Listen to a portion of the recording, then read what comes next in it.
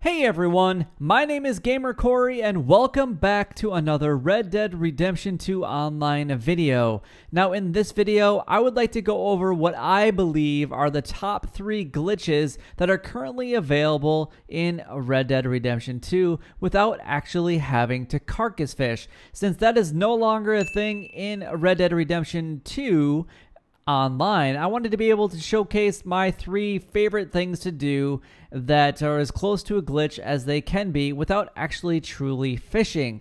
Now the first one is over by Rhodes, which is in Ringneck Creek. And now this is just a little bit north of Rhodes, and you pretty much just have to put down a deer at the base so that the fish, if they flow down, they will be caught by the deer carcass, and then you can go ahead and pick up and down the stream and get as many fish as you would like. Now, there are only smallmouth bass in this area, and what you can do is you can go ahead and fish for 10 and pick them up and then shoot 10 with the varmint rifle, because they will sell for the exact same amount of money at the butcher, and then go ahead and sell them at the butcher and you'll make a $40 profit every time that you do this. Now this will obviously work the best with a friend, because you could kind of take turns on who is actually sitting here at the stream, so you don't have to pick up your deer carcass and bring it back to Rhodes with you, or have to finding a new one. If you want to do it with more than 2 people, it definitely does work. I've seen multiple people do this with bigger groups of parties. Pretty much they have one person that is going to be AFK for the entire time and they never get booted. And that person is just kind of standing in the creek, kind of generating the fish to spawn. So all you have to do is go to this location, pull out your fishing pole. It doesn't matter what kind of bait is on your fishing pole at all. And then just wait for about 30 seconds or so, and you'll start to get a whole bunch of smallmouth bass to go ahead and spawn. And then whenever you are ready, all you have to do is head back down to Rhodes to the butcher, which it only takes about 30 seconds on horseback to get down there, and you'll make yourself a decent profit. Now, if you want to add a little bit more profit to this location, what you could do is go ahead and break down 10 of those fish. You're not going to make any money on the fish really itself, and you'll get a little extra something for it, but it's really not going to be that much. So I would recommend that you get 10 smallmouth bass, which you're going to get the perfect 3-star rating, and then shoot 10 with your varmint rifle and get 2-star ratings, because they will sell for the exact same amount of money. But that really is all that I have to say about the Ringneck Creek area. It's one that I actually still do use, and I know a lot of other people are using it as well. All right, now for the next method. This one is really close to Blackwater, and it's actually right next to Bard's Crossing. Now, there are a lot of different varieties of animals in this area, and you can start by shooting the ducks that are just chilling out on the beach shore. Now, if Blackwater is a little too crowded for your taste, you can always head over to either Valentine or Strawberry, because those will be the next closest towns that do have a butcher.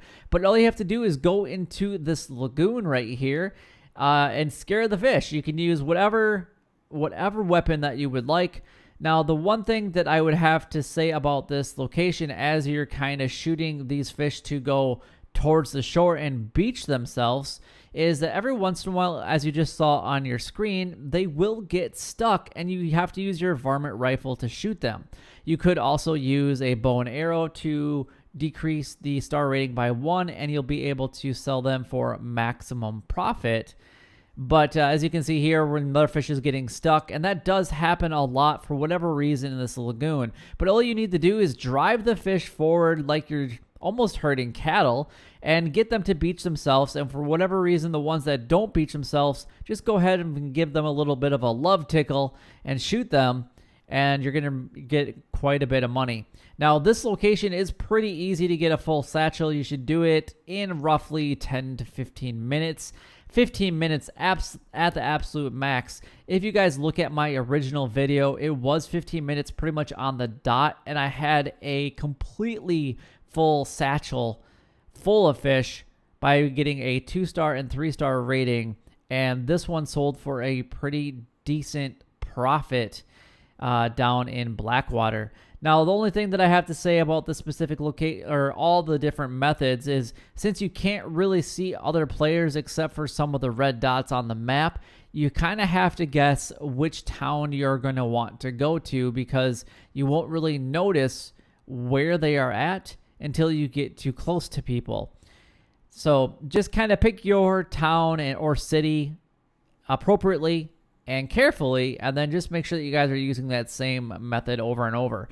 I prefer Blackwater, honestly, because it's just a little bit southwest of here, and it was an easy ride. All you have to do is pretty much go over a little bit of a hill, go through the river, and you're ending up back in Blackwater. It takes not even 30 seconds to get back there, just like the method at Ringneck Creek, and it's pretty easy.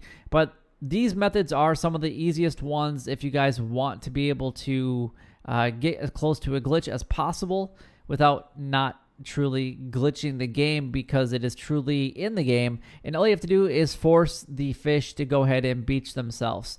Now, what I have to say lastly about this location is if you guys want to maximize your profit here, make sure that you guys are shooting any wildlife in the area, birds that are flying overhead, and deer or other big game animals that might be in the area. Now, moving on to the last location, it is going to be down by Thieves Landing. Again, you will be using the Blackwater Butcher. Now, the only downside to this specific location is the ride that it takes you to get down to Thieves Landing from the Blackwater Butcher. All you're going to be doing in this method is getting the fish to spawn, and that's all you have to do. And once you get them to spawn, all you're going to do is start chasing them out of this little pond area. Now, it's easiest to go to the sides once they start spawning. If you chase them towards the hill, they will do it every once in a while where they will beach themselves, but it is shallower on the sides, and it will make it a lot easier for them to beach themselves on each of the right or left side of the screen, basically facing the direction that I am. So I'm basically looking right at the train tracks doing this method right here, and I'm just trying to startle the fish enough to get them to come out of the water. Now, after a while, these fish will stop spawning like in some of the other areas, so you will have to get on your horse and ride just a little bit a ways.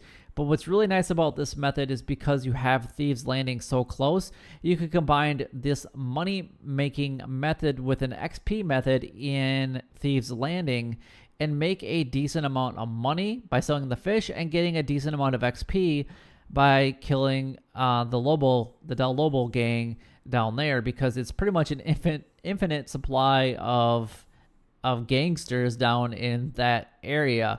So it's pretty nice, pretty convenient. It's really close. You can get dynamite too in this area if you really want to blow them up. Again, you're using the varmint rifle or whatever weapon that you would like to chase them out, and then whatever ones that you want to shoot to get the quality down again, you can go ahead and do that by shooting them with the varmint rifle. But these are probably the three best locations that I know of and that I have used in Red Dead Redemption 2 Online Beta. But I really suggest that you guys give them a try if you haven't already tried them.